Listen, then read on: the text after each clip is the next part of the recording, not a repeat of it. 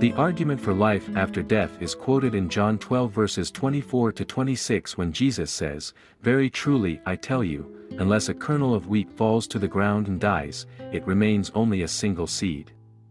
But if it dies, it produces many seeds." This is the premise on which Christianity bases its foundation of having a second life after death. But did you know that a really dead seed, or for that matter any living organism that has died or expired, never resurrects?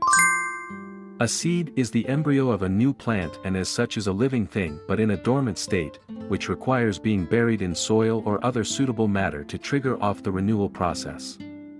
It is never dead. Near the end of the flood, Noah released a dove which came back with an olive leaf signifying the waters were receding, Genesis 8 verse 11. Question: when the dove returned with an olive leaf, it is presumed that the olive leaf came from an olive tree. Study will show that an olive tree is extremely sensitive to cold, moisture, and water. It thrives mainly on sunlight.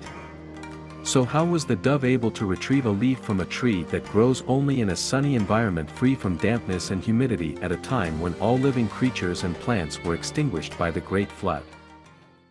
Popular belief is that Jesus was born on December 25, but actually the Bible is silent on the matter. It was only on the late 2nd century that Emperor Constantine proclaimed December 25 as the birth of Jesus.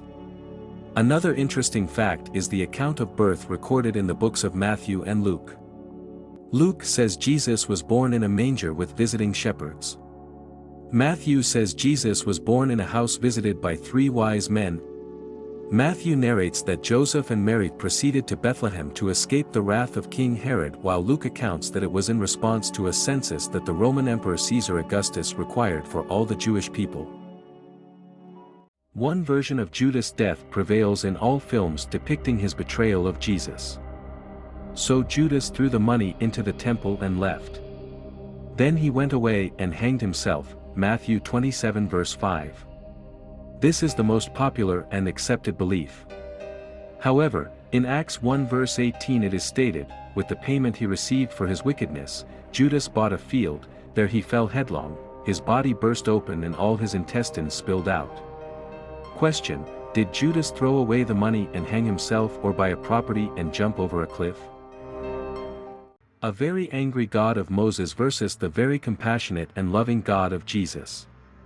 During the Great Flood, every living creature and plants were destroyed because God saw the world as wicked, Genesis 6 verses 5 to 7.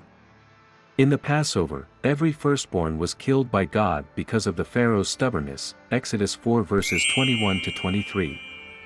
But in John 3 verse 16 we see a God who suddenly loves the world.